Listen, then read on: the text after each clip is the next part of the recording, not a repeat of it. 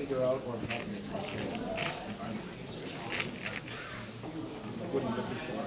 It's very, very simple. It's a monopoly of one. You have no choice. It's a very simple decision. There's just SGX out there. There's not everybody.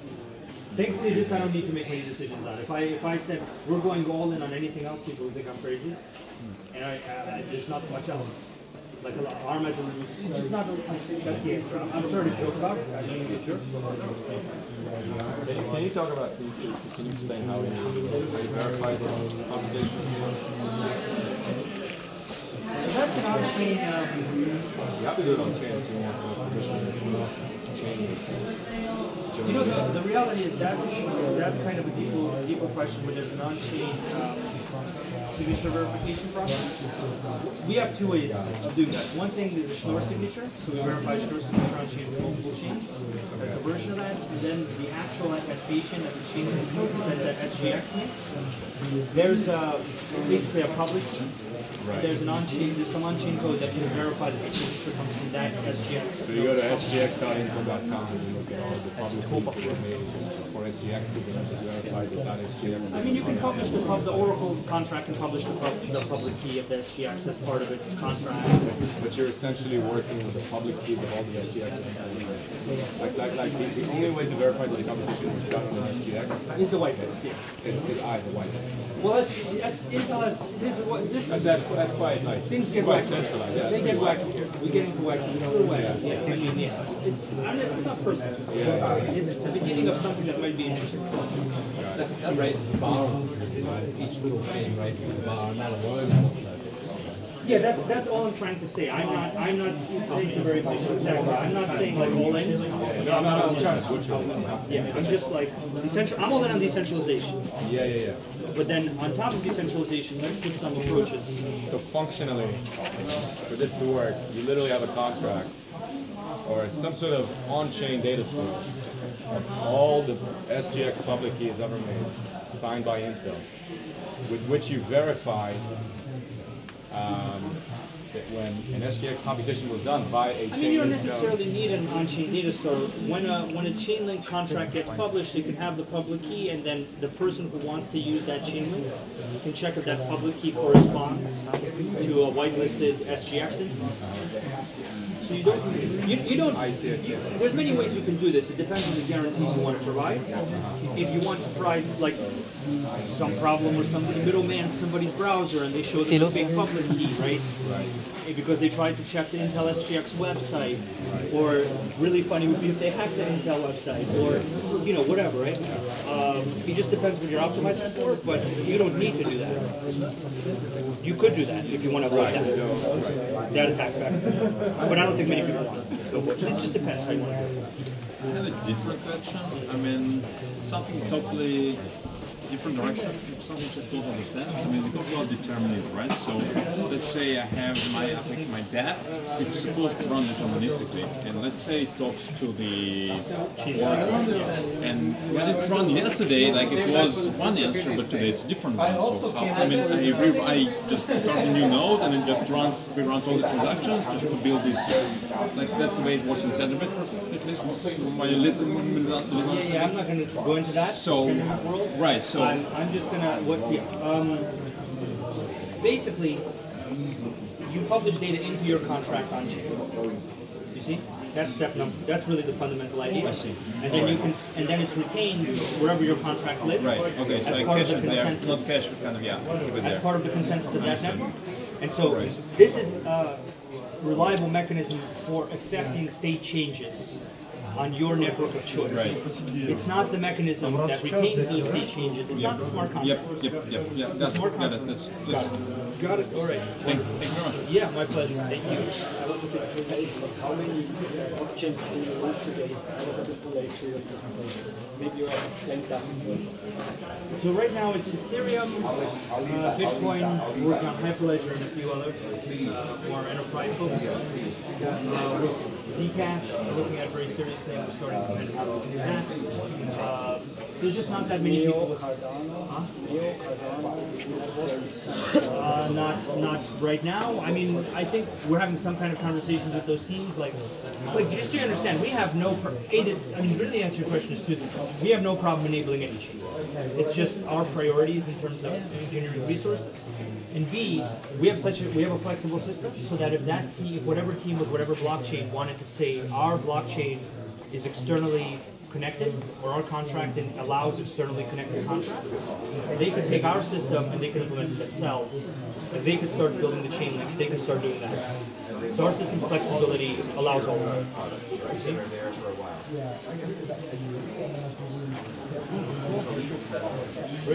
So one last thing, so let's assume that this source is a single website, so it's a source of data, and someone wants to use your Chainlink.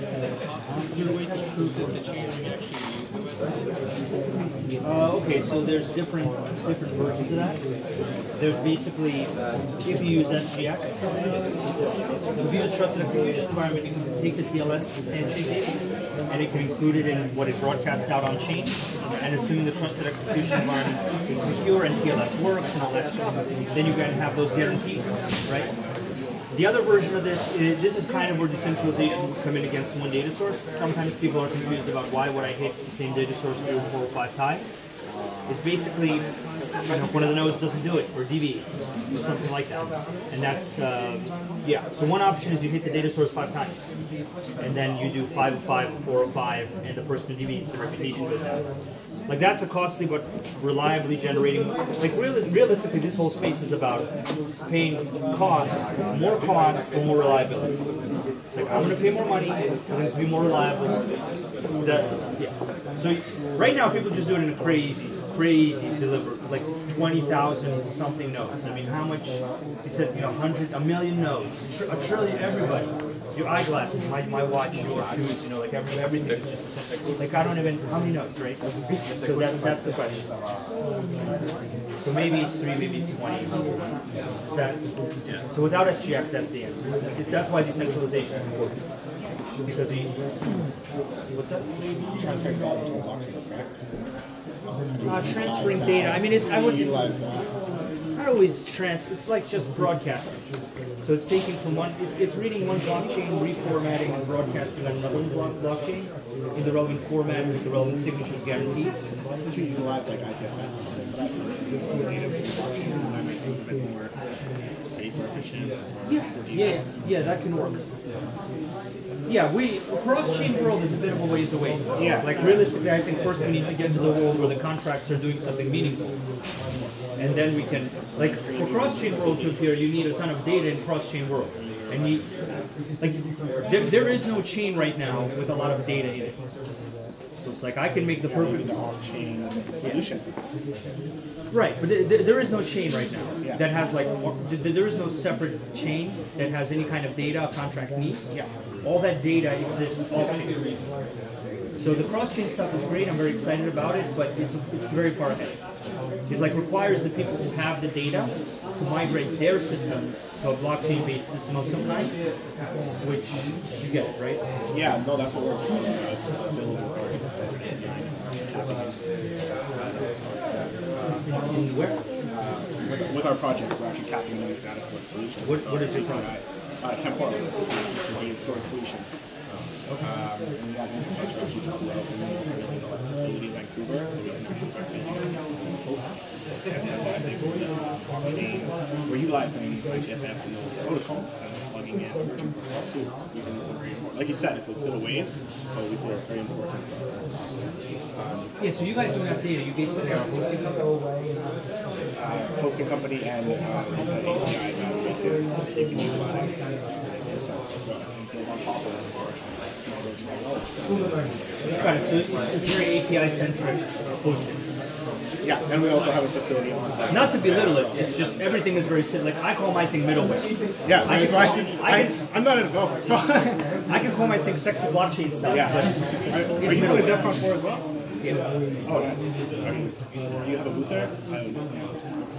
I think we might. Yeah, I'm not sure. So I'll come by. We might have to talk more toe to toe with you about it. I'm sure I'm not getting Yeah, sure. Great. Thank you. My course is my back. And I hold about like the Chainlink back in the day. So I love the project from the beginning. Mine. Everything down. Shit. You guys are doing something amazing. Appreciate what you're doing for that ecosystem. Yeah, we're working very hard. It's just that's not my strong suit. So now we finally got some executive folks that are much better at that, and they're helping us do that in a good way. No, it's great. So I appreciate your support. Thank you very much. It was a great talk too. Thank you. Come back to the single blockchain use case. You already implemented mileage, where, for example, someone would send a IBAN, a cash payment to a bank, and that would trigger a blockchain as a response. Yeah, we built that with Swift. So we built an example where an on-chain contract representing a bond wanted to generate a Swift payment, and so it generated a Swift message. So that resulted in payment, and then that payment confirmation was given back to the contract to prove payment. And like an IBAN transaction, would that be a lot of effort to implement? If let's say you have some smart contract logic happening, triggering an action on the banking side, sending an IBAN payment. It's more having a banking partner that wants to take on the customers that want to use that functionality. If you go to a banking partner and you say, hey, banking partner, we have 16 lottery contracts, a porno marketplace, and a gun shop. How do you feel about this? It's a joke. That's not what we have. But I know. The point is, no, it's clear. That's my burden to think about that. I'm more like evaluating the possibilities on the technical side. If I want to go, I have a banking partner. This is an option. We have good use cases in like insurance and derivatives and other stuff where people are trying to connect to the banks. And so those things the banks will take on. So if you already have a banking partner, we have all the technology built out for them to quickly service you as a smart contract user. And personally, I think what's going to happen is very simple. There's going to be, I know some of the, I know who it's going to be. There's digital banks. So there's all digital banks that are just like API providers. And I think I even know who it's going to be. They're just going to go ahead and they're just going to like, we service smart contracts, here's our process, hopefully we use Chainlink, and everybody who wants to use a digital bank for smart contract payment execution rather than web-based API stuff, they're going to, it's a business. It's a real business. Like digital banks are low-cost operations that make money via APIs.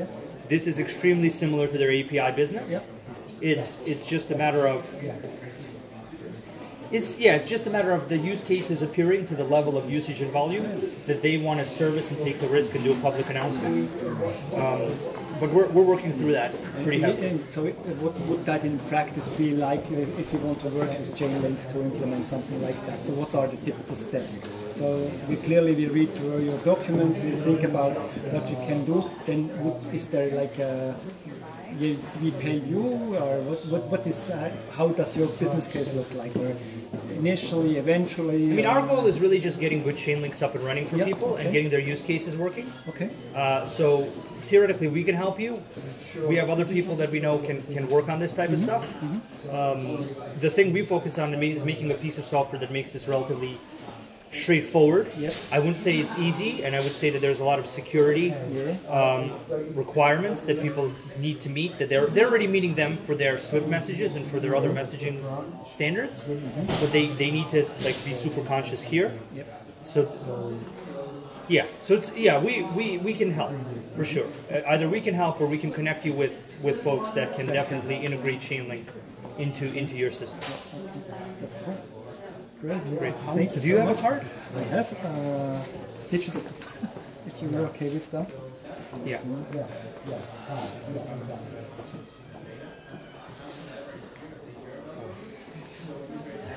You don't need to do much. Just put in your email and you get all my stuff. Yep, sounds good. Thank you. Something happened. Click or wrong click. Something. Android man. I touched it. I touched something. I'm an Android man as well. It's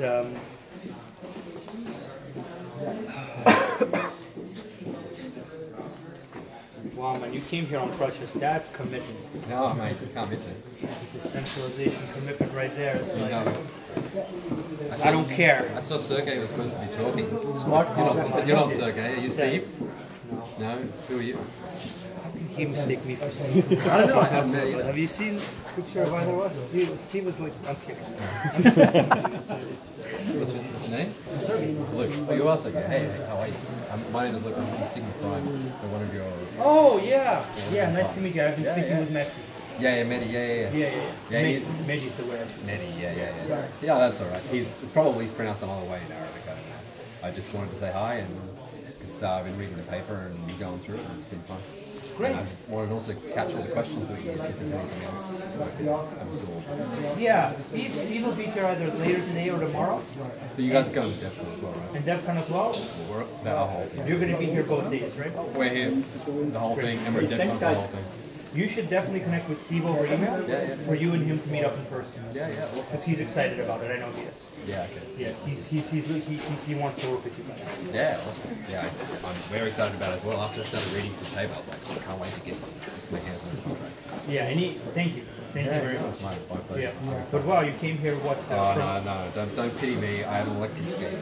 Oh, I see. I deserve this. I see what it is. I see. That's why I don't have an electric skate. Yeah. Because I keep looking at them, and then I'm like, you know, if I can't get up to these speeds naturally, do I really want to reach them? This is the concept. Actually, I'm like 6 or 7 weeks in now. That's why I only got one crutch.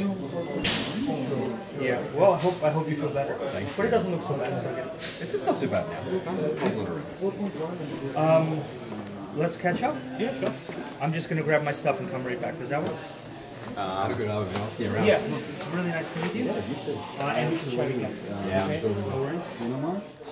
Yeah, I know Marshall. I've been speaking with you, very interested in oracles. Middleware? The work you're talking about is touches a lot of our friction points. We work with consultancies all the time and we're fine with some type of white labeling or joint partnerships. Basically what this does for you is it accelerates the rate at which you go from POCs that do nothing to POCs that do something. And then looking at pilot stage usually depends on integration, heavier integration work. So if you do a lot of integration work, this is basically just a tool in your toolbox. Right. And We're not a consultancy, right? We're an insurance broker. okay, then I guess I don't We're recognize you. the largest corporate insurance broker. So reinsurance or? We have reinsurance as well. Carpenter is a reinsurance broker. Mark is the insurance broker and the corporate. What lines? Everything corporates. So industrial. So IoT. You guys like IoT data to tell you what's going on. Okay, great. We've done a lot of work there. Yeah. That's basically how this looks for you. Is all the IoT investment you guys are making and putting IoT devices on boilers and wherever else, either via consultancy or via us or via your internal team, reliably getting that data to your contracts on whatever chain you want to use it on, or maybe multiple chains, is not a big deal. We have two proof of insurance concepts on the hypervisor right now, and then they're also running for that. Yeah, I think the best, in my experience, the best next step is you connect me with them. That would be And then we just see where they are and we explain to them what we do. And if they're a certain stage in their process, then we'll be very useful. If they're at a very early stage, we won't be useful. Like whiteboard stage. they're paid for. Okay, then it could be very useful. Yeah. Cool. Great. Nice to meet you. Thank you. You want? Let me actually give you a card.